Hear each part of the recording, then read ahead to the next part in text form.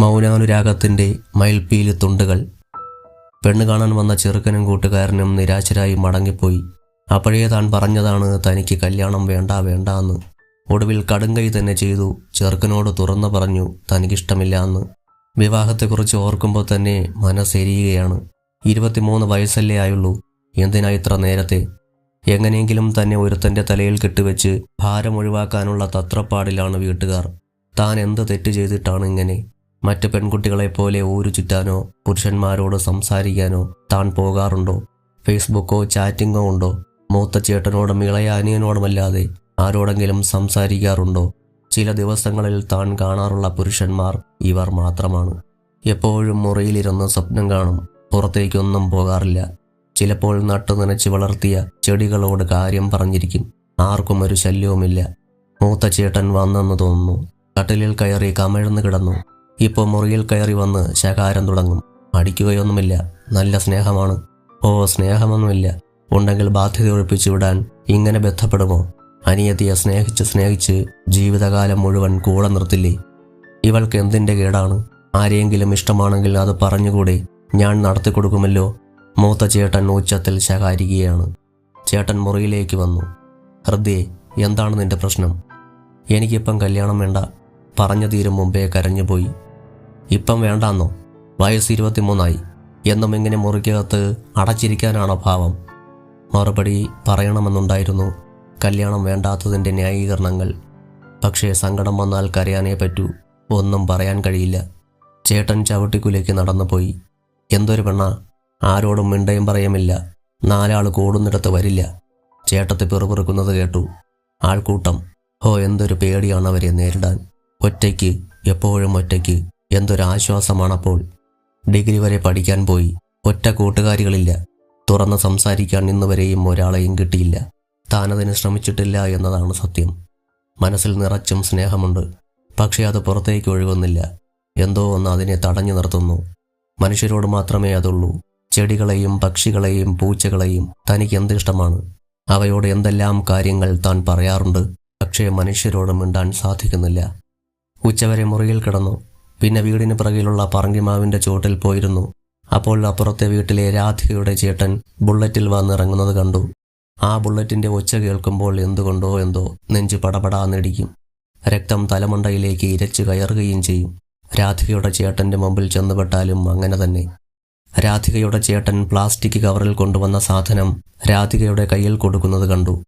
പെട്ടെന്ന് എന്തോ ഒരു വിഷമം മനസ്സിലേക്ക് കടന്നു വന്നു. മനസ്സിൽ കാരണങ്ങൾ വ്യക്തമല്ലാത്തൊരു സങ്കടക്കാറ്റ് വീശുന്നു. താൻ ഒന്നിനും കൊള്ളാത്തവളാണെന്ന്, തന്നെ ആരും ഇഷ്ടപ്പെടില്ല എന്ന്. നീ അവിടെ എന്തു ചെയ്യുന്നു പെണ്ണേ? നോക്കിയപ്പോൾ രാധികയാണ്. കയ്യിൽ ഒരു മാസികയുമുണ്ട്. ഓ, ചുമ്മാ വെറുതെ ചിരിച്ചു. ചുമ്മാ വെറുതെ, ഏയ്, ഇതൊക്കെയല്ലേ നിനക്കറിയാവുന്ന വാക്കുകൾ? മിണ്ടാപ്പൂച്ചയെ, നിനക്ക് എന്നോടെങ്കിലും ഒന്ന് സംസാരിച്ചുകൂടെ? എന്ത് സംസാരിക്കാനാണ്? എപ്പോൾ നോക്കിയാലും ഇങ്ങനെ ഒറ്റയ്ക്ക് മിണ്ടാതിരിക്കുന്നത് കാണാം. നിന്നെ കെട്ടുന്നവൻ്റെ കഷ്ടകാലം. രാധിക ചിരിച്ചു. രാധിക ചിരിക്കുന്നത് നോക്കി നിന്നു. തനിക്ക് എന്തുകൊണ്ട് ഇങ്ങനെ ചിരിക്കാനും സംസാരിക്കാനും കഴിയുന്നില്ല? നിന്റെ ഈ ആലോചനയും ഒറ്റയ്ക്കിരിപ്പും കാണുമ്പോൾ പേടിയാവുന്നു. നീ ആത്മഹത്യ ചെയ്ത് കളയുമോ എന്ന് അവൾ കളിയാക്കി പറഞ്ഞു. ആത്മഹത്യ, അത് വളരെ പരിചിതമായ വാക്കാണ്. ഉറക്കമില്ലാത്ത രാത്രികളിൽ അടുത്ത് വന്നിട്ടുണ്ട്, പ്രലോഭിപ്പിച്ചിട്ടുണ്ട് അവൻ. ആത്മഹത്യ. എടി, നിന്റെ കവിത മാസികയിൽ വന്നിട്ടുണ്ട്. രാധിക കയ്യിലിരുന്ന മാസിക നീട്ടി. വലിയ സന്തോഷമൊന്നും തോന്നിയില്ല. ഇപ്പോഴിങ്ങനെയാണ്, മനസ്സ് മരവിച്ചതുപോലെ. നിന്റെ ചേട്ടനാണോ മാസിക വാങ്ങിക്കൊണ്ടുവന്നത്? മടിച്ച് ചോദിച്ചു. അതെ, അവൾ പറഞ്ഞു. നിന്റെ ചേട്ടൻ കവിത വായിച്ചോ? അറിയാതെ ചോദിച്ചു പോയി. ചേട്ടനാ ആദ്യം കണ്ടത്. എന്തു പറഞ്ഞു? രാധികയുടെ മുഖത്ത് ഒരു ചെറുചിരി വിടർന്നു. കൊള്ളാമെന്ന് പറഞ്ഞു. മനസ്സിൽ ഒരു കുളിർമഴ പെയ്തു.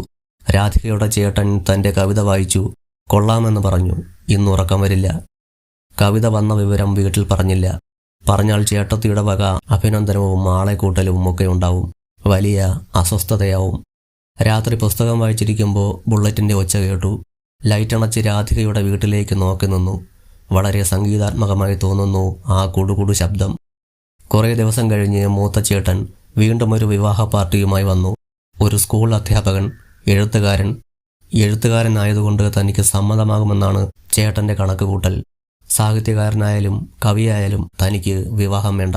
അതിൻ്റെ കാരണം എന്തെന്ന് കേട്ടാ അറിയാൻ വയ്യ. ആകെ ഒരു അവ്യക്തത. എന്ത് സംഭവിച്ചാലും ഈ വിവാഹം നടത്തുമെന്ന വാശിയിലാണ് ചേട്ടൻ. ചേട്ടത്തിയുടെ അടുത്ത് ചെന്ന് അവസാന ആശ്രയത്തിന് എന്ന വണ്ണം ദൃഢമായി കെട്ടിപ്പിടിച്ച് ചുമലിൽ തലചായ്ച്ച് പൊട്ടിക്കരഞ്ഞു. ചേട്ടത്തി, എനിക്ക് കല്യാണം വേണ്ട. മോളുടെ മനസ്സിൽ ആരെങ്കിലും ഉണ്ടോ? എങ്കിൽ പറയ്, ഞാൻ നിന്റെ ചേട്ടനോട് പറഞ്ഞ് നടത്തിത്തരാം. ചേച്ചി തുടർന്നു. നിനക്ക് വയസ്സ് 23. അതോർത്ത് ഞങ്ങൾക്ക് ആധി. നിന്റെ പ്രായമുള്ള കുട്ടികളുടെ എല്ലാം വിവാഹം കഴിഞ്ഞു. മനസ്സിൽ ആരെയെങ്കിലും സ്വപ്നം കാണാൻ തനിക്ക് യോഗ്യതയില്ലെന്ന് മനസ്സിലൊരു ബോധമുണ്ട്. താൻ ഒന്നിനും കൊള്ളാത്തവളാണ്, ആരോടും സംസാരിക്കാത്തവൾ, സമൂഹത്തെ ഭയക്കുന്നവൾ. എൻ്റെ മനസ്സിലാരുമില്ല, എനിക്കിങ്ങനെ ജീവിച്ചാൽ മതി. നിനക്ക് വട്ടാണ്. ചേട്ടത്തിക്ക് ദേഷ്യം വന്നു. ചേട്ടൻ കല്യാണം ഉറപ്പിച്ചു, തൻ്റെ എതിർപ്പ് വകവയ്ക്കാതെ. ഒരുപാട് കരഞ്ഞു. പിന്നെ ഒരവ്യക്തമായ ഭീതി മനസ്സിൽ ചേക്കേറി. നെഞ്ചിൽ ഒരു പുകച്ചിൽ, നെഞ്ചിടിപ്പ് കൂടി, ശ്വാസം മുട്ടുന്നത് പോലെ. ഒരാശ്വാസത്തിനു വേണ്ടി രാധികയുടെ വീട്ടിലേക്ക് പോയി. അവളുടെ ചേട്ടൻ അവിടെ ഉണ്ടായിരുന്നില്ല. കല്യാണമൊക്കെ ഉറപ്പിച്ചു അല്ലേ? രാധിക ചോദിച്ചു. എനിക്കിഷ്ടമല്ല ഈ കല്യാണം. അതെന്താ? രാധിക ചോദിച്ചു. എനിക്ക് പേടിയാ. പേടിയൊക്കെ ആദ്യ രാത്രിയിൽ തീരുമടി. രാധിക ചിരിച്ചു. ഞാൻ ചത്തുകളയും. ചത്തുകളയുമെന്നോ? നിനക്കാരെങ്കിലും ഇഷ്ടമാണോ?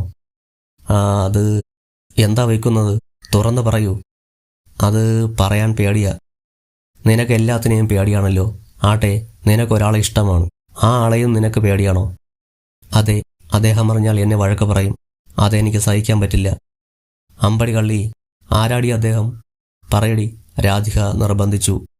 അതിനുത്തരം പറയാതെ വീട്ടിലേക്ക് ഒരു ഓട്ടം വെച്ചു കൊടുത്തു.